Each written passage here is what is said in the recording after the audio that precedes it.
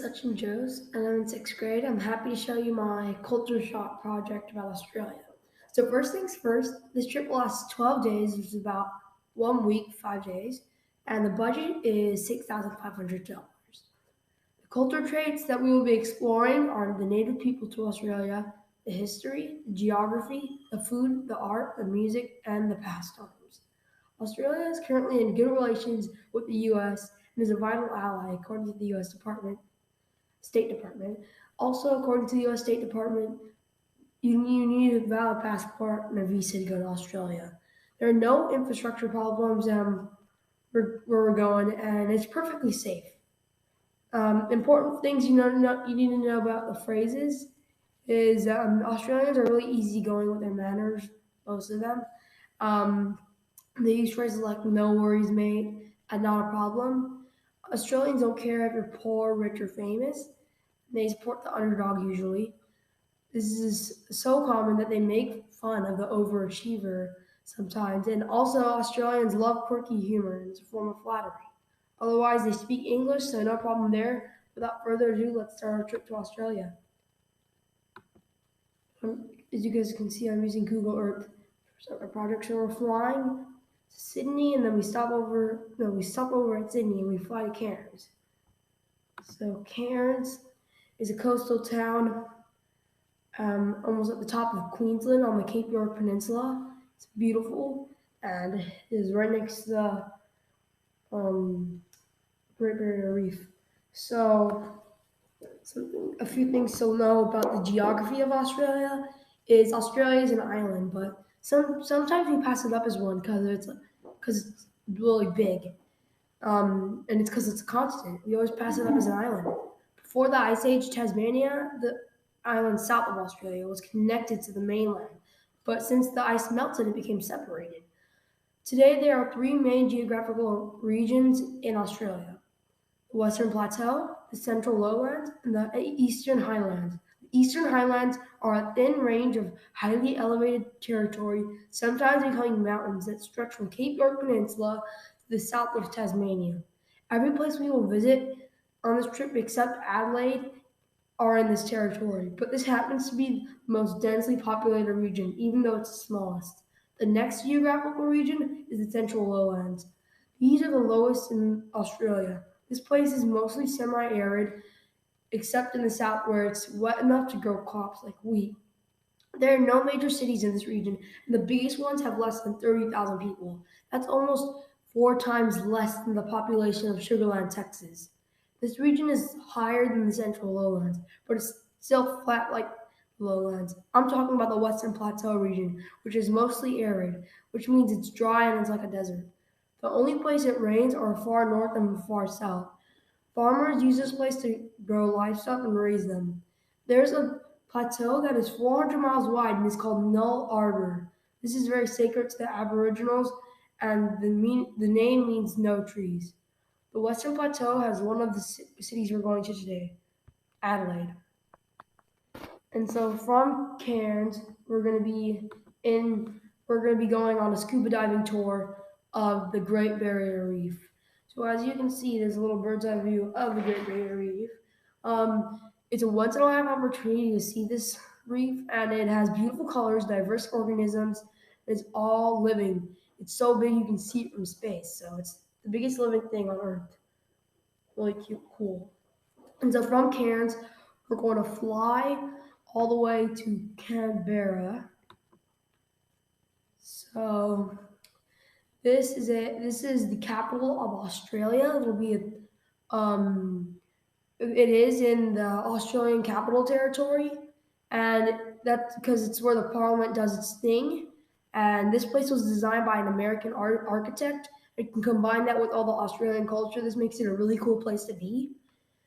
And so this will kind of be our home base. We'll be driving to everything from here. So from Canberra, we will take a 1 hour drive to Namangati National Park. Namangati National Park.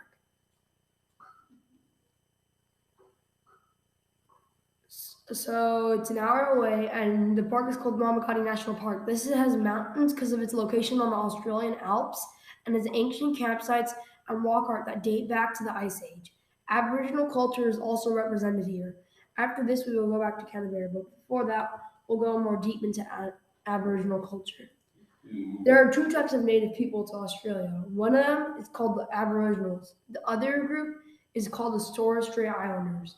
The Aboriginals lived in what is now modern Tasmania and the Australian mainland, while the Torres Strait Islanders lived in the northern tropical islands, such as Torres Strait Islands. They were kind of like the Native Americans, but a huge difference is even though there were hundreds of clans and there was limited space, they never in recorded history went to war with each other. It is estimated that 40,000 to 60,000 years ago, they canoed here. After they started getting familiar with the land, they became hunter gatherers. The women held a high place in society and were way more respected than men. They would gather yams and other vegetables off the ground while the men hunted for giant mammals. Remember that giant mammals part, because the last ice age ended 10,000 years ago, which made it harder for them to hunt and do life because they were used to the cold and dry conditions. All the big mammals died. This prompted a change in that they had to depend on trade. So they traded drums, boomerangs, and spears for tobacco, iron, and glass. They traded with the Melanesians, people who came from Melanesia. The Aboriginals and Torres Strait Islanders also traded with the Macassans, who came from Makassar, a Dutch colony in Indonesia. So from Namangati National Park, we'll drive back to Canberra, and from Canberra, we'll drive to Sydney. Sydney is a 3-hour car drive away from Canberra, but it's worth the drive. Sydney is the capital of New South Wales, which is where we'll be staying most of the time, and it is a bustling city and is home to the world famous Sydney Opera House. It is also the heart of the culture here and is usually mixed up as the capital of Australia. So Sydney, the main diet and being the cultural hub, there's a lot of street food and food represented here in Sydney, and so the main diet of Australians is meat like beef, poultry, lamb/mutton, and pork. Their food is largely influenced by the British who colonized this place. Australian food is unique in that it's a little bit of everything. Europeans immigrate to Australia, and Australians immigrate to Europe. This effectively brings many different cuisines, such as Italian, Greek, and other European cuisines, to Australian tables. There's more. Because of its geographical location in the southeastern part of the world, countries around them made a significant impact on the foods eaten here. Countries like China, Japan, Vietnam, India, and Thailand all had their food largely represented in the Australian. There is also food contributed here by the Aboriginals, like leaves of the lemon myrtle tree, wattle seeds, which is from acacia trees and is a power food. Also, macadamia nuts come from Australia. These nuts are used for baking and confectionaries around the world. European flavors have inspired many treats like Anzac biscuits, which are like hard cookies, and also meringue topped with fruits called pavlova. Vegemite is used a lot in Australian cooking. It is a spread that can be used on sandwiches or served with fresh vegetables. So after Sydney, we'll go back to Canberra. And so from Canberra, we'll take another 1 hour drive to the Central Tilba. So the Central Tilba is a look into Australia's 19th century. It is preserved, and there are many shops and antique stores with beautiful structures throughout the streets. After this, we will drive back to Canberra, but first we need to look more into Australia's history. The Aboriginals and Torres Strait Islanders traded with all of these outsiders. They all worked in harmony, and nothing was wrong until the Europeans came. Well, the Europeans saw the world as a southern landmass and a northern landmass. So they sent ships to explore the lower landmass, aka Terra Australis Incognita, which means unknown southern continent. After the Europeans found a way around India and Africa, they came upon the tropical islands north of Australia, like New Guinea and New Hebrides. The Dutch had always sought new lands, and when they came upon the island of Java, they built a base in Batavia and made the first European sighting of Australia. Abel Tasman was a talented explorer for the Dutch East India Company and was the first to sail along the northern shores. As he was traveling east of Batavia, he had to travel south to avoid bad weather and accidentally came upon Tasmania. Since there were bad winds on the east coast, the sailors avoided it, but James Cook, sometimes known as the best explorer of all time, charted and found the Great Barrier Reef and anchored on the coast. He had peaceful interactions with the Aboriginals, but he brought doom to them soon, bringing other Europeans to the island. The Europeans claimed it as their right to do whatever they wanted with these people, so they poisoned them, took them as slaves, and killed them. Finally, they made a penal colony in Sydney. The Aboriginals thought that since these people were white, they were ghosts from their ancestors, but they were obviously wrong because of the immense abuse of the Aboriginals. Now, some of our Aboriginals, approximately one third, but still live in cities, but still 2/3 of them live in the remote outback.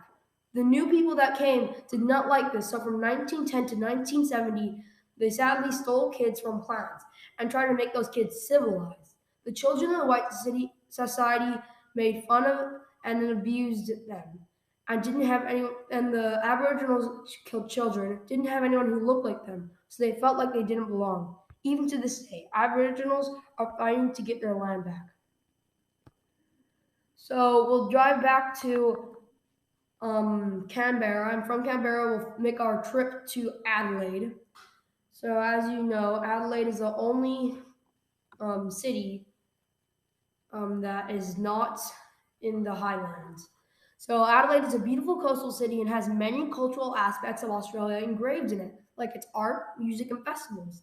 There's also awe-inspiring architecture and is a good place to go surfing, which is a favorite pastime. Speaking of pastimes, a favorite Australian pastime is playing slash watching sports. Australia plays many sports like cricket, Australian rules football, rugby league, rugby union, basketball, soccer, and netball. There are a few sports that you've never heard of, like netball, which is like basketball, but you don't dribble and you have to shoot or pass in 3 seconds. Also, only the assigned players can shoot in netball. Australia rules football is, you guessed it, invented in Australia. It is a game made in Melbourne and is a cross between rugby and Aboriginal sport. Most of these sports like netball, cricket, rugby, and soccer come from the British because of the cultural diffusion, which is a process in which one culture, due to war, social media, etc., transfers and becomes a part of another culture. Another pastime is watching TV on Friday nights or going down to the beach for leisure.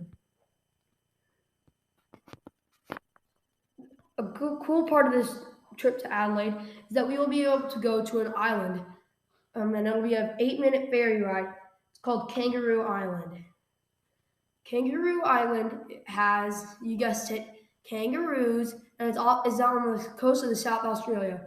We will also see sea lions, black swans, pelicans, and koalas in the Hanson Bay Wildlife Sanctuary. You also see beautiful scenery and nature as you hike along the coastal shores. After Adelaide, after Kangaroo Island, we'll take the ferry back to Adelaide and fly to Hobart.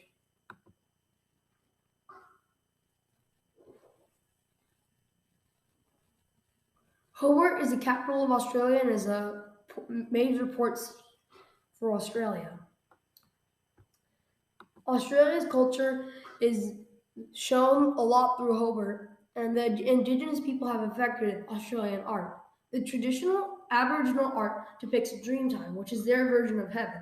When Europeans came, they tried to make Australian art European style, but it took a long time for that art to take over. Clifford Chajapajari is a famous Aboriginal artist and has made pieces like Mulgussie Dreaming and Bushfire Dreaming. A famous art music movement called the Western Desert Art Movement was started by Jeffrey Barden. He was a teacher who asked the people of Papanuya to make a mural for his school. The Aboriginals didn't like this because it showed sacred items, so they used dots to describe the sacred item. Now this is a famous style of painting. Tom Roberts, a young artist, and his friends captured the outside of Australia perfectly, and their art was so good that they started a school called the Heidelberg School, which is known around the world. The Heidelberg School's students has produced many things like the Pioneers and the Australia Felix. They've made pieces like the Shearing Rams, which is painting of people shearing rams. Ned Kelly Ned Kelly was an outlaw. He killed 3 police. He's considered a national hero because he spoke out against police misconduct and injustice. Thus, he got the public's respect. To their dismay, he was hanged. Now there are many pieces of art depicting him, like Sidney Nolan's Ned Kelly, which shows him wearing metal armor, which is his signature look because it protected him against police gunfire. He also has sculptures, songs, and books and music inspired from him. The Aboriginals have long kept music in their culture. They play in rituals, festivals, and coming of age ceremonies. They had both women and men sing. They do this to bring rain or to tell stories.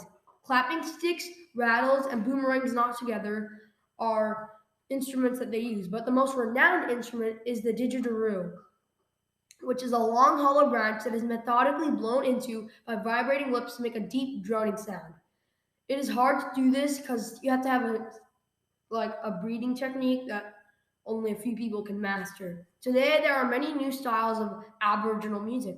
A lot of them use Western instruments like the guitar, but most still use traditional ways of making music, like the didgeridoo. Artists like Jimmy Little, Archie Roach, and a band called Yotu Yindi are all prominent music makers and use Aboriginal styles. A few other styles used in Australia a lot are opera, who Nellie Melba was really great at, and she was a world famous opera singer who came from Australia. She has inspired Australian sayings like, she had too many farewells in the concert, so Australians say, more farewells than Nellie Melba. Soprano rock and music are all famous in Australia. AC/DC and Cold Chisel are both rock bands that people around the world listen to that come from Australia. So we're gonna take another ferry ride to Maria Island National Park, which is probably the coolest place we'll be staying this whole trip. So Maria Island National Park is a national park comprised of many different aspects, including nature and animals. The animals of Australia are just unique and astounding. They have the most unique marine biology to their mammals. The only 2 mammals in the world who lay eggs are in Australia, and they're called the platypus and the echinda. The platypus is also called a duckbill because of its bill on its mouth. Platypuses also have beaver-like tails. Another characteristic, it has an otter-like webbed feet, so it can swim. The most impressive thing is that it's one of the only venomous mammals in the world. Not impressed? Australia has 2 different types of crocodiles: the saltwater, which is the biggest in the world, and the freshwater croc, who lives in rivers and streams. No, who lives in streams and lakes. There are two. There are also marine turtles who weigh thousands of pounds and are the biggest species in the world, called leatherbacks. In Australia, there are more venomous snakes than non-venomous snakes. The inland taipan can kill more than 100,000 mites with its venom, making it one of the most deadliest venomous snakes in the world. Because of its location next to the Great Barrier Reef, there are 4,000 fish species and 5,000 coral species, not to mention the world's smallest penguin, the little blue, or the whales that migrate to these waters annually. Many dangerous things like the killer whales, orcas, and sharks hang out in these seas. It is home to a vast amount of sharks like great whites, tigers, hammerheads, and octopuses and jellyfish, like the blue-ringed octopus and the Vox jellyfish. There are many dangerous animals on Earth, but these are a lot of them. The craziest things, though, that can only be found in other places in the world are called marsupials. They're all born premature in their mom's pouch to protect them until they're mature. This includes koalas, wallabies, kangaroos, possums and opossums, and wombats. They're all very rare and can only be found in certain parts of the world. Now, from Maria Island National Park, we will take our ferry back to Hobart And from Hobart, we will make we will go to Salamanca Market. Salamanca Market is a cultural hub and used to be a port. Now on the cobble streets, you can find outstanding eats, amazing shops, and lovely music. What's more is that you can see the Southern Lights from here. The Southern Lights are year-round, so there are no worries about missing it. After this, we will drive back to Hobart and fly home.